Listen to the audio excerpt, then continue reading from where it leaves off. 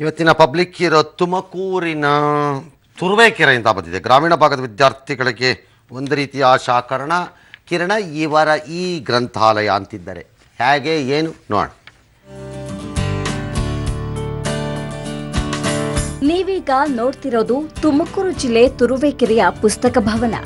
ಇದೇನು ಸರ್ಕಾರಿ ಗ್ರಂಥಾಲಯವಲ್ಲ. ನಿವೃತ್ತ ರೈಲ್ವೆ ನಿಲ್ದಾಣಾಧಿಕಾರಿ ಟಿ ರಾಮಚಂದ್ರ ಅವರು ಖುದ್ದಾಗಿ ಮಾಡಿರುವ ಪುಸ್ತಕ ಭಂಡಾರ. ತಮ್ಮೂರಿನ ಬಡ ವಿದ್ಯಾರ್ಥಿಗಳು ಸ್ಪರ್ಧಾತ್ಮಕ ಪರೀಕ್ಷೆಗಳಿಗೆ ಸೂಕ್ತ ಪುಸ್ತಕ ಇಲ್ಲದೆ ಪರದಾಡ್ತಾ ಇದ್ದ ಪರಿಸ್ಥಿತಿಯನ್ನ ಗಮನಿಸಿದ್ದ ರಾಮಚಂದ್ರರು ಉಚಿತವಾಗಿ ಗ್ರಂಥಾಲಯವನ್ನೇ ತೆರೆದಿದ್ದಾರೆ. ತಮ್ಮ ಮನೆಯ 2 ಕೊಠಡಿಯಲ್ಲಿ ಗ್ರಂಥಾಲಯ ಸ್ಥಾಪಿಸಿ 8 ವರ್ಷಗಳಿಂದ ಸುಮಾರು 8,000ಕ್ಕೂ ಹೆಚ್ಚು ಪುಸ್ತಕಗಳನ್ನ ಸಂಗ್ರಹ ಮಾಡಿದ್ದಾರೆ. ಇದರಲ್ಲಿ ಸಾಹಿತ್ಯದ ಜೊತೆಗೆ ಸ್ಪರ್ಧಾತ್ಮಕ ಪರೀಕ್ಷೆಗಳಿಗೆ ಅನುಕೂಲವಾಗುವ ಪುಸ್ತಕಗಳು ಇವೆ. ಕೆಲವರು ತಮ್ಮ ಮನೆಗೆ ಪುಸ್ತಕ ತೆಗೆದುಕೊಂಡು ಹೋಗ್ತಾರೆ. ಈ ಟೆಕ್ನಿಕಲ್ ಜಗತ್ನಲ್ಲಿ ಪುಸ್ತಕ ಓದುವಂತ ಹವ್ಯಾಸ ಆಲ್ಮೋಸ್ಟ್ ಕಮ್ಮಿ ಆಗ್ತಾ ಇದೆ. ಇವ್ರಿಗೆ ಸಂಬಂಧ ಪಡೆದಲೇ ಇರುವಂತಹ ಕ್ಷೇತ್ರದಲ್ಲಿ ಇವರು ಈ ಒಂದು ಪುಸ್ತಕ ಪರಿಚಯ ಕಾರ್ಯಕ್ರಮ ನಿಂತಿಲ್ಲ ಅಂತ ಹೇಳೋದಕ್ಕೆ ಖುಷಿ ಪಡ್ತಾ ಇದ್ದೀನಿ. ಪಿಂಚಣಿ ಹಣದಲ್ಲೇ ಗ್ರಂಥಾಲಯ ನಡೆಸಿಕೊಂಡು ಬರ್ತಾ ಇರೋ ಇವರು ತಿಂಗಳಿಗೊಂದು ಪುಸ್ತಕ ಪರಿಚಯ ಕಾರ್ಯಕ್ರಮವನ್ನ ಆಯೋಜಿಸ್ತಾ ಇದ್ದಾರೆ.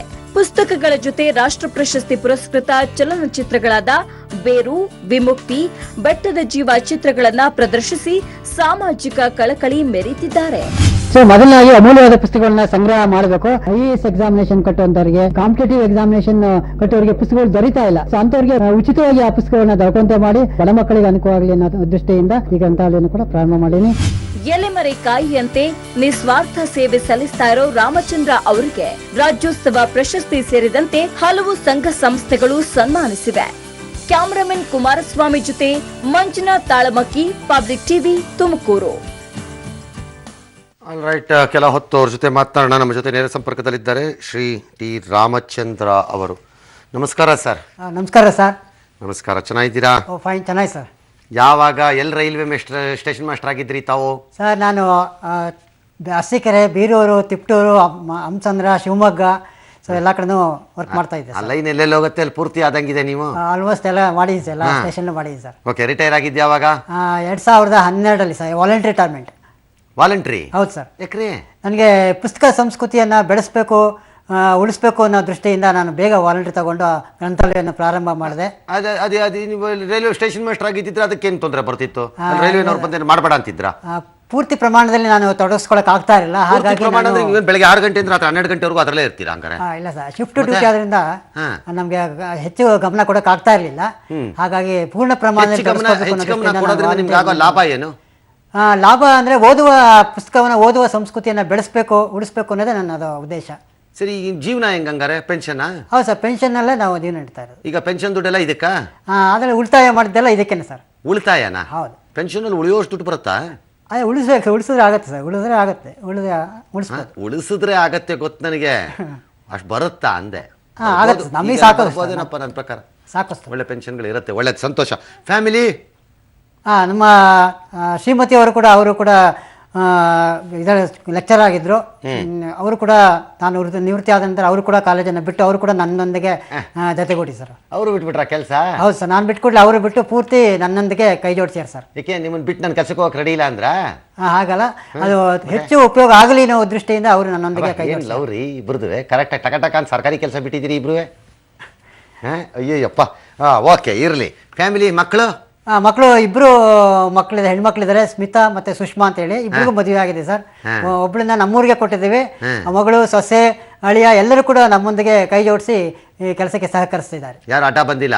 ಯಾರ್ದು ತೊಂದರೆ ಇದಿಲ್ಲ ಸರ್, ಬಹಳ ಸಂಪೂರ್ಣವಾಗಿ ಬಂದಿಲ್ವಾ? ಅಡ್ಡ ಯಾರು ಬಂದಿಲ್ವಾ ಅಂದೆ? ಇಲ್ಲ ಸರ್, ಇದ್ರ ಯಾರು ಅಡ್ಡ ಬಂದಿಲ್ಲ ಸರ್. ಓಕೆ, ಈ ಪುಸ್ತಕ ಸಂಗ್ರಹಿಸೋ ಕೆಲಸ ಸ್ಟಾರ್ಟ್ ಆಗಿದ್ಯಾ ಅವಾಗ? ಅದು 2000 ಇಸ್ವಿಯಿಂದಲೇ ನಾನು ಡ್ಯೂಟಿಲಿ ಇರ್ಬೇಕಾದ್ರೆ ಪುಸ್ತಕವನ್ನ ಓದೋ ಹವ್ಯಾಸ ಆಯ್ತು. ಆವಾಗಲಿಂದಲೇ ಕೊಂಡ್ಕೊಳ್ಳಕ್ಕೆ ಪ್ರಾರಂಭ. ಏನಕ್ಕೆ ಶುರುವಾಯ್ತದು? ಅಲ್ಲೇನು ಪುರ್ಸೊತ್ತಿತ್ತು? ಏನಾದ್ರು ಓದೋಣ ಅಂತ ಸ್ಟಾರ್ಟ್ ಮಾಡಿದ್ರ ಹೆಂಗದು? ಹೌದು, ಆ ಬಿಡುವಿನ ಮಾಡ್ಕೊಂಡು ಬಿಡುವಿನ ವೇಳೆಯಲ್ಲಿ ಓದ್ತಾ ಇದ್ದೆ. ಅನ್ಕಂಡೆ ಒಂದು ಟ್ರೈನ್ ಬಂದೋಗಿ ಇನ್ನೊಂದು ಟ್ರೈನ್ ಬರೋಷ್ಟೊಳಗಡೆ ಟೈಮ್ ಇರುತ್ತಲ್ಲ. ಅವಾಗೆಲ್ಲ ಸ್ವಲ್ಪ ಟ್ರೈನು ಕಡಿಮೆ ಇತ್ತು. ಈಗ ಲೈನಲ್ಲಿ ಓಡಾಡಕ್ಕಾಗದಿರೋಷ್ಟು ಟ್ರೈನ್ಗಳಿರ್ಬೇಕು. ಹೌದು ಸರ್, ತುಂಬ ಟ್ರೈನ್ ಇರ್ಬೇಕಲ್ವಾ ಆ ಲೈನಲ್ಲಿ? ಹೌದು ಸರ್, ಸುಮಾರು ಜಾಸ್ತಿ ಆಯ್ತು ಸರ್, ಜಾಸ್ತಿ ಆಗ್ಬಿಟ್ಟಿರುತ್ತೆ. ಕರೆಕ್ಟ್. ಇಲ್ಲದೇ ಇದ್ರೆ ಹಿಂದೆ ಎಲ್ಲ ಹಳೆ ರೈಲ್ವೆ ಸ್ಟೇಷನ್ಗಳಲ್ಲಿ ಯಾರು ಸ್ಟೇಷನ್ ಮಾಸ್ಟರ್ ಆಗಿದ್ರೆ 1-2 ಟ್ರೈನ್ ಬಂದೋದ್ರೆ ಮುಗಿದೋಗ್ತಿತ್ತಲ್ಲ, ಕೆಲಸ ಇರ್ತಿರ್ಲಿಲ್ಲ ಅವಾಗ. ಏನೋ. ಓಕೆ, ನೀವೆಂಥ ಪುಸ್ತಕ ಓದ್ತೀರಿ? ನಾನು ಕತೆ, ಕಾದಂಬರಿಗಳು, ಕವನ ಎಲ್ಲ ರೀತಿಯ ಬುಕ್ಸ್ ಕೂಡ ಈ ಕಾಂಪಿಟೇಟಿವ್ ಎಕ್ಸಾಮ್ಗೆಲ್ಲ ಪುಸ್ತಕ ಕೊಡ್ತೀವಿ ಅಂತೀರಲ್ಲ, ಹೆಂಗೆ ಸೆಲೆಕ್ಟ್ ಮಾಡ್ತೀರಿ? ಅದು ಆಯಾ ಪತ್ರಿಕೆಯಲ್ಲಿ ಯಾವಾಗ ಎಕ್ಸಾಮಿನೇಷನ್ ಕಾಲ್ ಮಾಡ್ತಾರೋ ಅದಕ್ಕೆ ತಕ್ಕಂತೆ ಬೇಕಾದಂಥ ಪೂರಕವಾದಂಥ ಪುಸ್ತಕಗಳನ್ನ ಕೊಂಡ್ಕೊಂಡು ವಿದ್ಯಾರ್ಥಿಗಳಿಗೆ ಉಚಿತವಾಗಿ ಕೊಡ್ತೀನಿ ಸರ್. ಎಷ್ಟು ಪುಸ್ತಕ ಖರೀದಿ ಮಾಡ್ತೀರಿ? ಒಂದು 10 ಮಕ್ಕಳು ಬಂದ್ಬಿಡತ್ವಪ್ಪ, ಏನು ಮಾಡಿದಾಗ? 10 ಜನಕ್ಕೂ 10 ಥರ ಪುಸ್ತಕ ಇದೆ ಸರ್. ಅವನ್ನ ರೊಟೇಷನ್ ಮಾಡ್ತಾ ಇರ್ತೀನಿ. ಒಂದು 15 ದಿವಸ ಒಂದು ವಾರ ಟೈಮ್ ಕೊಟ್ಟು ರೊಟೇಷನ್ ಮಾಡ್ತೀನಿ ಸರ್. ಫ್ಯಾಂಟಾಸ್ಟಿಕ್. ಕಾಸಿಲ್ವಾ? ಫ್ರೀನಾ? ಹೌದು ಸರ್, ಫ್ರೀ, ಎಲ್ಲವೂ ಉಚಿತಾನೆ. ಮತ್ತೆ ಭಾಳ ಜನ ಹೇಳ್ತಾರೆ ತಗೊಂಡೋಗಿದ್ ಪುಸ್ತಕ ವಾಪಸ್ಸೇ ಕೊಡಲ್ಲ, ಎಲ್ಲರೂ ಮೋಸ ಮಾಡೋದು. ನಮ್ಮೂರಲ್ಲಿ ಆ ಥರ ಆಗಿಲ್ಲ, ಎಲ್ಲರೂ ಕೂಡ ವಾಪಸ್ ಕೊಡ್ತಾರೆ. ಕೊಡ್ತಾ ಇದ್ದಾರೆ. ಕೊಡ್ತಾರಾ? ಕೊಡ್ತಾರೆ, ಖಂಡಿತ ಕೊಡ್ತಾರೆ. ಕೊಡ್ತಾರೆ. ನನಗೆ ಭಾಳ ಫ್ರೆಂಡ್ಸ್ ಹೇಳ್ತಾರೆ ಪುಸ್ತಕ ಮಾತ್ರ ಕೊಡ್ಬೇಡ ಯಾರಿಗೂ ಅಂತಾರೆ. ಎತ್ಕೊಂಡು ಓಡಾಬಿಡ್ತಾರೆ, ಎಲ್ಲ ಕೊಡೋದಿಲ್ಲ ಪುಸ್ತಕ ಅಂತಾರೆ. ನಮ್ಮೂರಲ್ಲಿ ಹಾಗಿಲ್ಲ ಸರ್, ಎಲ್ಲ ವಾಪಸ್ ಕೊಡ್ತಾ ಇದ್ದಾರೆ. ನಿಮ್ಮೂರಿನ ಜನ ಸ್ಪೆಷಲ್ ಇರ್ಬೇಕು ಹಂಗಾರೆ. ಯಾವ ನೀರಲ್ಲಿ? ಅಲ್ಲಿ ಹೇಮಾವತಿ ನೀರು ಸರ್. ಮತ್ತೆ ಬಿಡಿ, ಆಯ್ತಲ್ಲ, ಸ್ಪೆಷಲ್ಲೇ ಅದು. ಕರೆಕ್ಟ್, ಹೇಮಾವತಿ ನೀರು ಅಂದಮೇಲೆ ಅದು ಹಂಗೆ ಇರುತ್ತೆ, ಅದು ಏನು ಮಾಡಂಗಿಲ್ಲ. ಓಕೆ, ಭಾಳ ಸಂತೋಷ ಆಯಿತು ಸರ್ ನನಗೆ. ಎಷ್ಟು ಪುಸ್ತಕ ಇದೆ ಸರ್ ತಮ್ಮ ಹತ್ರ? 8,000, ಸುಮಾರು 8,000 ಪುಸ್ತಕ ಇದೆ ಸರ್. ಅದಕ್ಕೆ ಜಾಗ ಎಲ್ಲಿ ಸರ್? ಜಾಗ ನಮ್ಮ ಮನೆಯಲ್ಲೇ ಮೊದಲನೇ ಫ್ಲೋರಲ್ಲಿ ಪೂರ್ತಿ ಅದಕ್ಕೋಸ್ಕರನೇ ಇಟ್ಟಿದ್ದೀನಿ ಸರ್. ನಿಮ್ಮ ಮನೆ ದೊಡ್ಡದಾ ಸರ್? ಸ್ವಲ್ಪ ದೊಡ್ಡದಾಗೆ ಇದೆ. ಅಲ್ಲಿ ಆಡಿಟೋರಿಯಮ್ಮು, ಗೆಸ್ಟ್ ರೂಮು. ಎಷ್ಟು ದೊಡ್ಡದು ಸರ್? ಒಂದು 60-30 ತನಕಲ್ಲೂ ಇದೆ ಮನೆ. 30-60 ಸೈಟಾ? ಸೈಟ್ ಒಂದು ದೊಡ್ಡದ ಸೈಟನ್ನೇ, ಅದು ಸ್ವಲ್ಪ ಭಾಗನ ಇದಕ್ಕೆ ಇಡ್ಸ್ಕೊಂಡಿದ್ದೀನಿ. ಓ, ಎಲ್ಲಿ? ತುರುವೇಕೆರೆಯಲ್ಲಿ? ಹೌದು, ತುರುವೇಕೆರೆಯಲ್ಲಿ ಮನೆ ಮೇಲ್ಗಡೆ ಫಸ್ಟ್ ಫ್ಲೋರಲ್ಲಿ. ಇದಲ್ಲದೆ ಬೇರೆ ಏನು ಆದಾಯ ಇಲ್ಲ? ಪಿಂಚಣಿ ಅಲ್ಲದೆ? ಇಲ್ಲ ಸರ್, ಬೇರೆ ಏನು ಆದಾಯ ಇಲ್ಲ ಸರ್. ಮತ್ತೆ ಮೇಲ್ಗಡೆ ಮನೆ ಬಾಡಿಗೆ ಕೊಟ್ಟಿದ್ರೆ ಅತ್ಲ ಕಡೆ ಒಂದು 5-6 ಸಾವಿರ ಬರ್ತಿತ್ತಪ್ಪ. ಇಲ್ಲ, ಅದು ಬೇಡ ಅಂತಲೇ ನಾನು ಎಲ್ಲರಿಗೂ ಜನಗಳು ಉಪಯೋಗ ಆಗಲಿ ವಿದ್ಯಾರ್ಥಿಗಳಿಗೆ ಅಂತಲೇ ಆ ಜಾಗನ ಮೀಸಲಾಗಿಟ್ಟಿದ್ದೀನಿ ಸರ್. Fantastic sir. ಹೋಗ್ಲಿ, ಹೊರಗಡೆ ಎಲ್ಲೂ ಬೇರೆ ಕಡೆ ಜಾಗ ಕೊಡೋಣ, ಅಲ್ಲಿ ಮಾಡಿಬಿಡಿ ಅಂತ ಯಾರು ಬರಲಿಲ್ವಾ? ಬರಲಿಲ್ಲ. ನಮ್ಮಲ್ಲೇ ಸಾಕಷ್ಟು ಜಾಗ ಇರೋದ್ರಿಂದ ಅವಶ್ಯಕತೆ ಇಲ್ಲ. Fantastic sir. ನೀವು ಮತ್ತು ನಿಮ್ಮ ಶ್ರೀಮತಿಯವರ ಇಬ್ಬರ ಆಸಕ್ತಿಗಳಿಂದಾಗಿ ಇಷ್ಟೆಲ್ಲ ಆಗಿರುತ್ತೆ. 100 ಮಕ್ಕಳಿಗೆ ಸಹಾಯ ಆಗ್ತಿರುತ್ತೆ ಅನ್ನೋದು ನನಗೆ ಗ್ಯಾರಂಟಿ ಗೊತ್ತು. ಇದರಲ್ಲಿ ಮಾತ್ರ ಎಲ್ಲದಕ್ಕಿಂತ ಸಹಾಯ ಆಗತ್ತೋ ಬಿಡುತ್ತೋ ಗೊತ್ತಿಲ್ಲ. ಓದೋ ಸಂಸ್ಕೃತಿ ಒಂದಿಷ್ಟು ಉತ್ತೇಜನ ಸಿಕ್ಕತ್ತೆ, ಅಷ್ಟೇ ಅಲ್ವೇ? ಹೌದು ಸರ್. ಆಮೇಲೆ ಪ್ರತಿ ತಿಂಗಳು ಮೊದಲನೇ ಶನಿವಾರ ಪುಸ್ತಕ ಪರಿಚಯ ಅಂತ ಮಾಡ್ತಾ ಇದ್ದೀನಿ. 8 ವರ್ಷದಿಂದ ನಿರಂತರವಾಗಿ ನಡೀತಾ ಇದೆ. ಓದುಗರ ಸಂಖ್ಯೆ ಜಾಸ್ತಿ ಆಗ್ತಾ ಇದೆ ಸರ್. ಹೌದಾ? ಹೌದು. ಭಾಳ ಖುಷಿ ಆಯಿತು ಸರ್ ನನಗೂ.